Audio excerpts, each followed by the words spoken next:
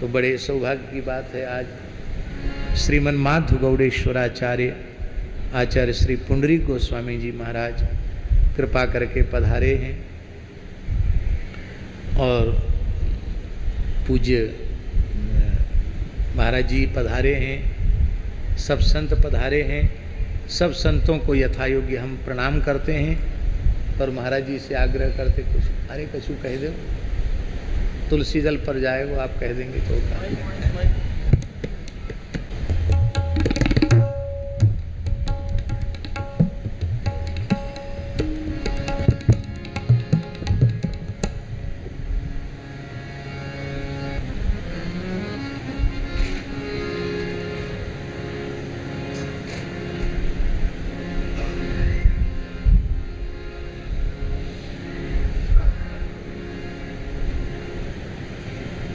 यत्पादपद्मनखचन्द्रमणिच्छटाया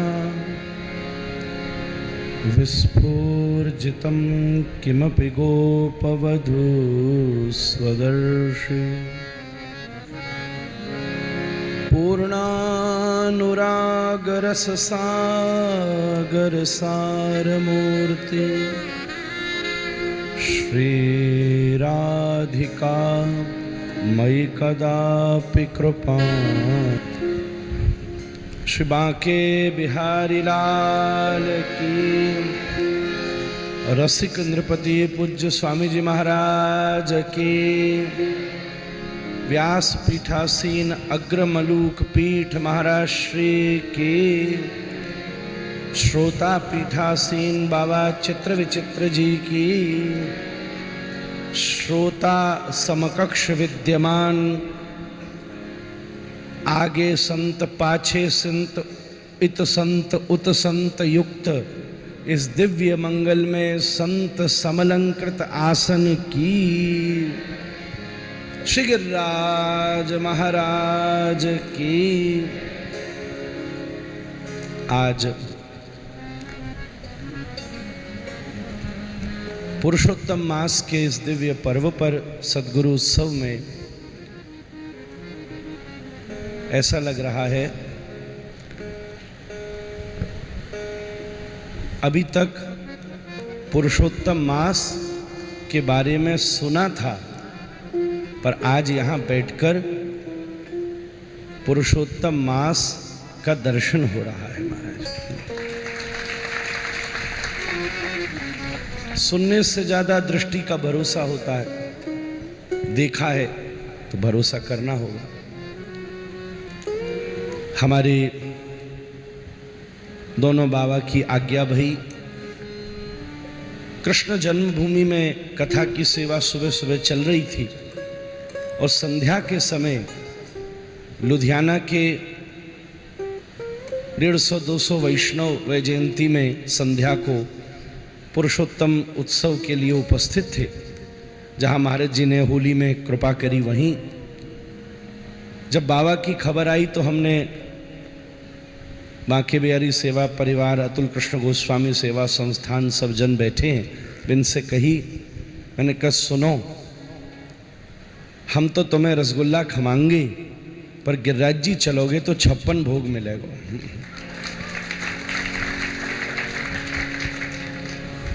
क्यों? कथा की महादेव के पास तो अन्नपूर्णा है, पर इस ब्रज के पास महाराज जी के रूप में कथा पूर्णा है महाराज। ये अभी अभी हृदय में शब्द आया, कथा पूर्णा, वो अन्नपूर्णा है। और आप इतने सब पकवान सिद्ध करेंगी, गिरिराज जी की तलहटी, कथा को व्यंजन, और सुंदर चर्चा होगी। स्वामी जी, चित्र विचित्र जी महाराज, सब संत, कृष्णदास जी, रसराज भी विराजे हैं, हमारे आचार्य श्री वैद्य श्रेष्ठ श्री तन्मय गोस्वामी जी महाराज भी पधारे हैं, सभी संत। आनंद आ जाएगा, ये तुरंत मान गई। सो वहाँ तंबू लगा रहेगो और हम सब रे वो तंबू तो वैसे ही आंधी में नेक उखड़ गयो थो, तो यहाँ को आनंद लेवे महाराज जी की कृपा सो आई गई। हमारे मन में एक ही बात आ रही थी। कोई कहता है चित्र विचित्र जी महाराज को महाराज जी ने कृपा करके अवसर दिया है कि कोई कहता है भगवान यत्र है, कोई कहता है तत्र है, कोई कहता है सर्वत्र है। पर वैष्णव को तो तभी आनंद होता है जब पहले उनका चित्र होता है और जब श्रृंगार हो जाए तब विशिष्ट चित्र युक्त विचित्र हो जाता है महाराज। इसलिए चित्र नहीं होगा तो चित्रण नहीं होगा, चित्रण नहीं होगा तो चरित्र कैसे होगा। सामने चित्र विचित्र जी हैं, पीछे चरितार्थ करने वाले स्वामी जी हैं और महाराज जी चरित्र का गान कर रहे हैं। इससे ज्यादा और क्या संसार है। कैसी सुंदर रज की दिव्य चर्चा हो रही है। अरे लक्ष्मी कोटि विलक्ष लक्षण लसल्लीला किशोरी सतई राराध्यम ब्रजमंडलेति मधुरम राधा विधानम परम ज्योति किंचन सिंच दुज्ज्वल रसक प्राग्भाव माँ बिरगवद यादे राधे चेतसि भूरि भाग्य विवरई कस्या प्रहोज मृते। कण कण में इस संसार का जितना वैभव है वो श्याम सुंदर के स्वागत में राधा करावचित पल्लव बल्लरी के महाराज जी का अति प्रिय श्लोक है। श्याम सुंदर ने, प्रिया जी ने श्री श्याम सुंदर के आगमन पर इस संसार के संपूर्ण वैभव को वृंदावन की एक एक रज कर्णिका के ऊपर लुंठित कर दिया है महाराज। पूज्य बाबा महाराज कहते कि रज ब्रह्म चूर्ण है महाराज। रस की दो स्वरूपता है, एक है धमाकृत रस, एक है द्रुत रस। द्रुत रस कहते हैं शहद को, द्रुत है प्रवाहित हो जाएगा। पर एक है धमाकृत, जैसे घनाकृत, घनाकृत गाढ़ा, जैसे मिश्री। अब महाराज जी अगर मानो उत्सव में शहद उछाल दे में तो कोई लपक पाएगा कि बाको अभिषेक ही है जाएगा। पर अगर मिश्री उछाल के दी जावे तो लपक करके जेब में धर लोगे, आनंद लोगे, मुख में पधराओगे, आनंद करोगे। ऐसे ही श्री श्याम सुंदर साक्षात रस की घनाकृत मूर्ति हैं। जुगल सरकार दोनों घनाकृत मूर्ति हैं और कथा उस घनाकृत मूर्ति का द्रुत रस है महाराज, प्रवाहित होता है। पर जो घनाकृत मूर्ति जब आपस में विहार करती हैं, जैसे दो मिश्री के डेले को लेकर के पास में रख करके घर्षण किया जाए तो उसके नीचे नीचे मीठा मीठा मीठा मीठा वो मिश्री का चूरा नीचे गिरने लगता है।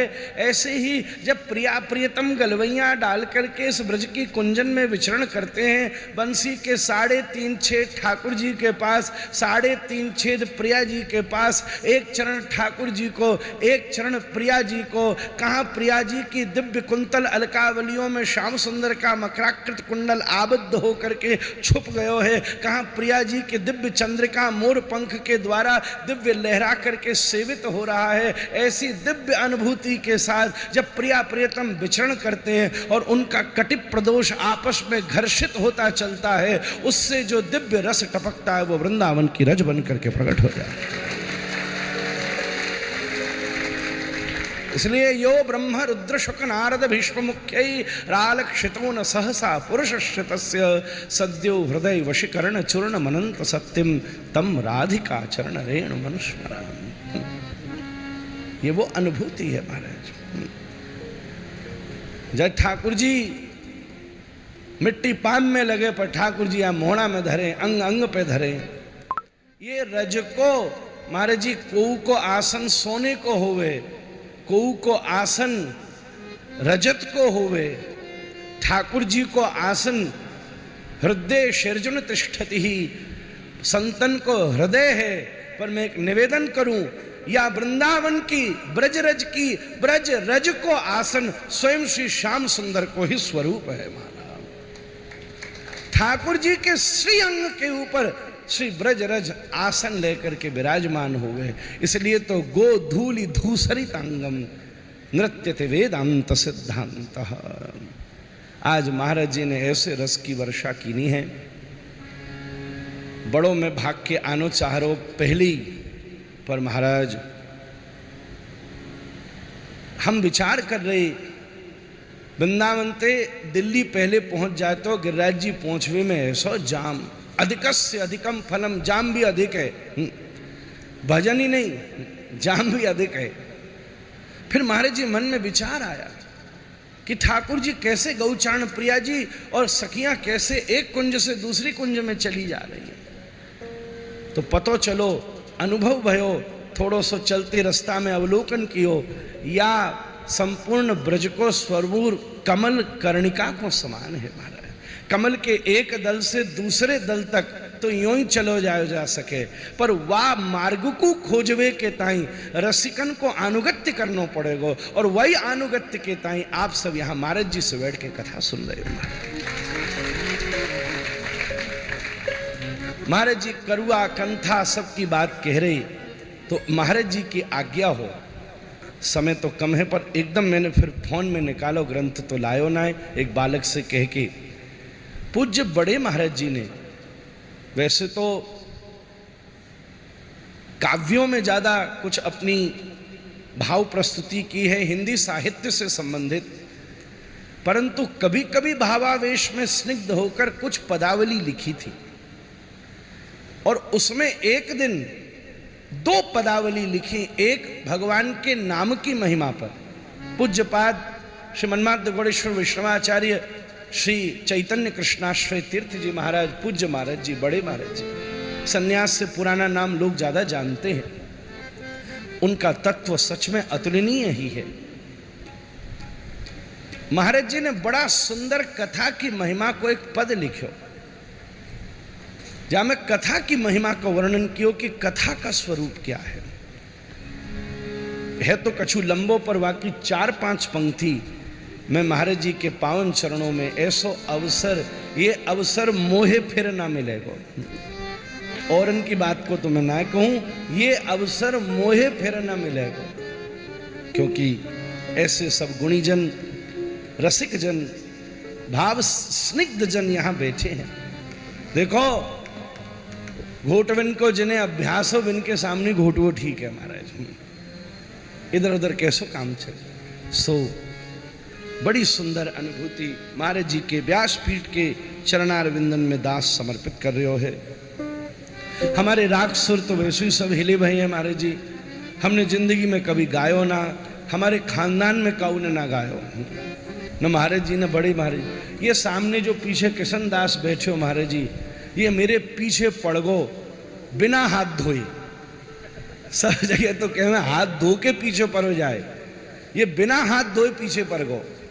तो यही के चक्कर में मैंने 1-2 बार कछु गायो, फिर ये भी आदत ऐसी है कि लग जावे। सो समय भी बहुत हो गया।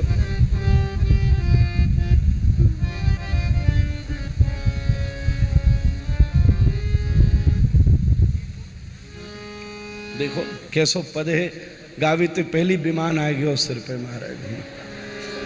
या सो हम कह में द्रोणाचार्य हैं ये महाराज जी। दुनिया, भारत और बगल पड़ोसी देश का युद्ध हुआ, बड़े ड्रोन चल रहे थे, हमने कहा हम पर 5000 साल से द्रोणाचार्य हैं, काय बात की चिंता है महाराज। ये द्रोणाचार्य कथान में आनंद हो रहे हो, तो मैं थोड़ा विनोद इसलिए कर लूं कि जब संत मुस्कुरावे तो भरोसा हो जाए कि ठाकुर जी कृपा करेंगे महाराज। और हम सब इनकी सेवा क्या है, महात्मा के चेहरा पे न प्रसन्नता आ जाना। तो कृपा करो हे हरि की कथा